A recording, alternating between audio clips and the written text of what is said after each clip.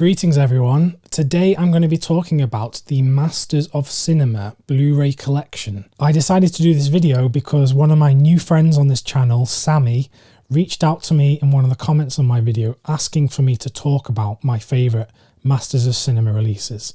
So if you want me to tackle anything in one of these videos, whether that's a particular film company or whether that's a film movement or a particular actor or director, whatever it is, just drop a comment on this video and just let me know what you'd like me to make a video on. I'm going to do this top 10 in descending order. So I'm going to start with my number 10 and move down to my number 1. So if you want to hear what my number 1 Masters of Cinema film is, stick around to the end of the video. My number 10 in this list, Double Indemnity, directed by Billy Wilder. Billy Wilder is one of the greatest screenwriters of all time. He's someone that he always talks about the Lubitsch touch. He took that from Ernst Lubitsch. It's a way of him telling a story through comedy and through visuals. He is great at that. But what's interesting about this is a quintessential American film noir. And it wasn't just written by Billy Wilder. He co-wrote this with Raymond Chandler. Raymond Chandler being one of the greatest pulpy detective novelists of all time. So you couldn't get more of a complete noir story than Double Indemnity. This would be one of the earliest film noir films that I watched, and this really got me into that film movement. So I'm so thankful for Masters of Cinema introducing me to this and introducing me to Billy Wilder.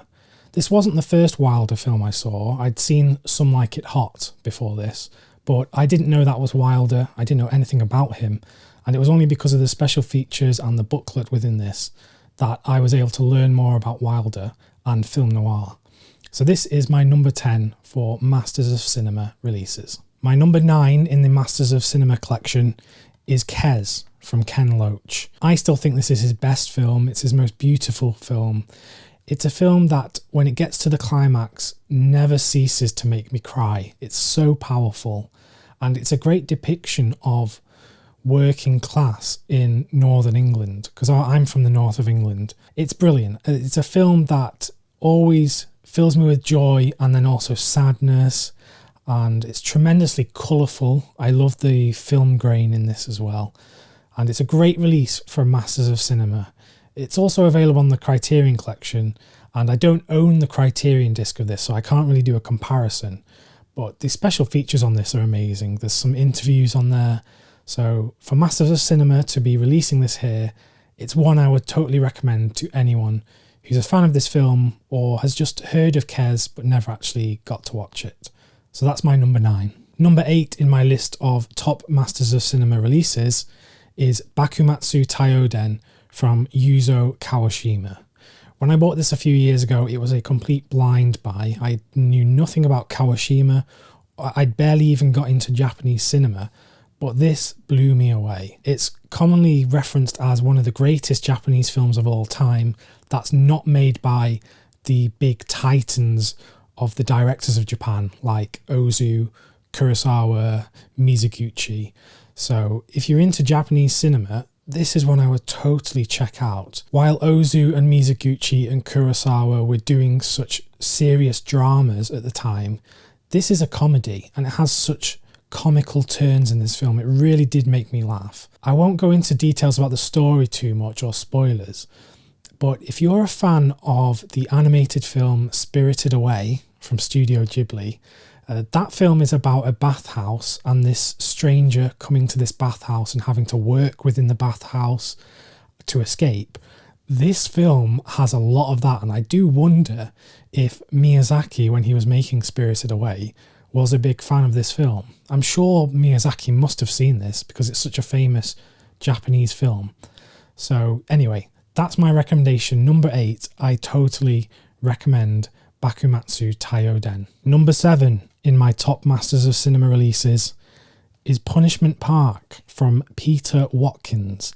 This was actually the second Masters of Cinema release I ever bought. I bought this, and the first one I bought was Repo Man from Alex Cox, which that film's not in this list, but it probably is somewhere just outside of the top 10. I love Repo Man. This was one of my early introductions to Masters of Cinema. I basically just blind bought it. I picked it off the shelf. I didn't know a clue what it was about. I didn't know who Peter Watkins is, which is funny considering that Peter Watkins is such a hugely influential filmmaker on myself. Peter Watkins, if you don't know who he is, was so tremendous at blending real life and fiction in his documentaries. He made some for the BBC, like The War Game and Culloden, and Punishment Park is kind of in the same vein of them. It's a story set in America. We follow these cameramen who are filming this documentary about these young students who have been protesting, and they have been sentenced to prison, essentially, but they've been told that their prison sentence will be waived if they take a trip to Punishment Park. And what Punishment Park is, it's basically they get let out in the desert and they're told that if they can reach this American flag within 3 days with no water, no supplies or anything, then their prison sentence will get totally waived and they won't have to go to prison. It's very much one of those crazy trials of human nature, and the way that it makes it feel like a real documentary as if it really happened is so brilliant. So that's why I would recommend Punishment Park from Peter Watkins. Number 6 on this list is Seconds from John Frankenheimer, starring the great Rock Hudson. This is a film that is also in the Criterion collection, and I know that there are many fans who experienced this for the first time through Criterion. I actually watched it for the first time on this Masters of Cinema disc, and I'm greatly thankful to Masters of Cinema for introducing me to this film, because it is so wild. The thing that I keep coming back to about this film and that I take away from it every time I watch it is the look of the film and the atmosphere and how expressionistic it is. It has tremendous cinematography from the great James Wong Howe, who is one of the greatest cinematographers of all time. It was made in the 60s, the swinging 60s, when things were getting pretty crazy, the time of Woodstock. People were getting very liberal with sex and just how they were in general. And this film definitely tackles that towards the end of it.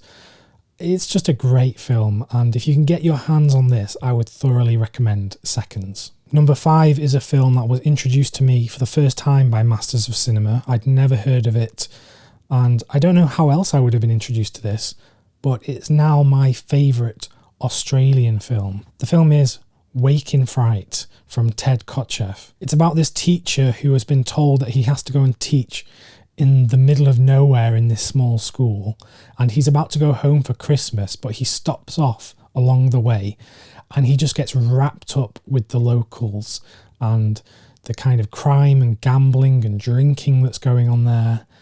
It's so strange, and you watch this film and you always think, gosh, I'm so glad I'm not stuck in his position. Yeah, if you want a film that is horrific and strange and creepy and eerie, and if you just want to explore Australian cinema, I would thoroughly recommend Wake in Fright. Number 4, Paper Moon from Peter Bogdanovich. I'd never heard of Paper Moon, but it was Masters of Cinema who introduced me to this.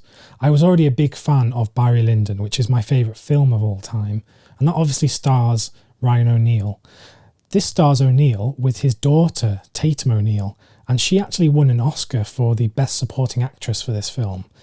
It's a tremendous story about intergenerational relationships and daughter and father, or is it a daughter and father story? Who knows? The pair basically go around scamming people, selling them Bibles, and just getting up to trouble, basically. This is a film that also put Peter Bogdanovich on the map for me as well. I wasn't too familiar with him at the time of seeing this, but now I know him to be a great filmmaker and a great film historian. Obviously, he worked a lot with Orson Welles, and he's a big fan of Hitchcock, and he wrote a lot about Hitchcock. So for an introduction to Peter Bogdanovich, Ryan O'Neill and Tatum O'Neill, I think this is a great release to pick up. Number 3, Sunrise from F.W. Murnau. I love Sunrise so much. And what I will say to you, if you're a person that is not a big fan of silent films, or if you struggle with silent cinema, this is one to give a chance. Give this one a chance, because I think it is such a tight story. It is a tight depiction of love, and it's timeless. And what Murnau was doing at the time is just some of the greatest directing I've ever seen. I truly believe that the silent period ended too soon. I think a lot of filmmakers like Fritz Lang, F.W. Murnau, Chaplin, Keaton, people like that, they were really perfecting their craft.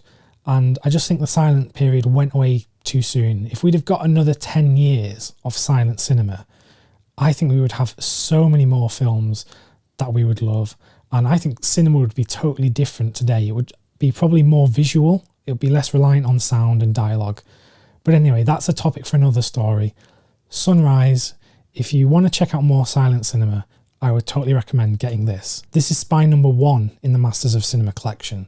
So what better way to start your collection than going with number 1? My number 2 favourite release in the Masters of Cinema collection is House, or Hausu, from the great late Obayashi, who only passed away just a few weeks ago. What can I say about this film? If you've seen this already, I mean, you know about this film, but it is crazy, off the wall, totally wacky, totally inventive in its use of editing, music, the way the actors portray their characters. It's a haunted house story, but yeah, unlike anyone you've ever seen before. If you're even just curious about this film, what I would do is I'd say go and check out some trailers online, and you'll either love it or hate it. It does have that Marmite effect, but I love it. One of my favourite films of all time. A few months ago, I showed it on this channel to my dad and my sister. We did a podcast on it, and they loved it as well. So yeah, House, number 2 in my Masters of Cinema collection. And number 1 in my Masters of Cinema collection. I'm sure you're guessing what is going to be number 1, because what is better than all of those great films I just talked about? Well, it's this film. This film blew me away, and I consider this film to be one of the greatest films ever made. It's top 5 material for me. The film is Harakiri, directed by Masaki Kobayashi. I mentioned earlier on in the video about some of the great Japanese filmmakers like Kurosawa, Ozu, and Mizoguchi. Now, Kobayashi doesn't typically fall into that triple threat of the top 3 Japanese directors, but I know some people that consider Kobayashi to be the greatest Japanese director. If you were to look at some of the promotional images of this, if you were to look at the front of it, you would think this is a samurai story. You would think it's just a typical samurai film, maybe in the vein of some of the Kurosawa films like Seven Samurai. But it's not. I actually consider this to be an anti-samurai film. It shows how that period in Japanese history was probably rife with corruption, and just the central idea of suicide, ritual suicide, is kind of horrific when you think about it. These men who have lost their duty because now they're in a time of peace, and in a time of peace there's no use for samurai because there's no battles, there's no wars, there's no protection needed as such. Because they're samurai and they have to follow this code, they have to take their own life when they've got nothing else to do. And it's a story of grief and of hardship and honour and duty, and it just kind of shows the farcical nature of the samurai code. If you can take away one thing from this video, I would hope it would be that you would want to check out Harakiri, because it's just a tremendous film, and it's one that will stick with you forever. Whether you think you're a fan of samurai films or not, like I mentioned, it isn't a typical samurai film. It's not. It's about the human condition. And it's funny I mention that because one of Kobayashi's great works was this trilogy of films called The Human Condition. And he's a master at actually tackling what it is to be human and looking at the flaws in our society and in our personalities. So that's Harakiri, my favourite Masters of Cinema release. So that has been my top 10 releases from the Masters of Cinema collection. Now, it's a top 10, but there are so many more that I could recommend. So if you like this video, do let me know in the comments below. Give it a thumbs up, and if enough people like it, I'll do another one of these. I will give a further 10 recommendations for the Masters of Cinema, because like I said, I have almost 200 releases from them, and there are so many great recommendations and films that I could share with you. So yeah, let me know if you like this, and I will make more. Also, if you've enjoyed this video, please do consider subscribing to the channel. We have a great community here, and hopefully I can provide more value to you in recommendations of films. I will be back with more videos very soon, but if you want to stick around on the channel, just click whichever video is going to appear on the screen right now. There are so many more videos from me that you can watch. So anyway, until then, I'll see you next time.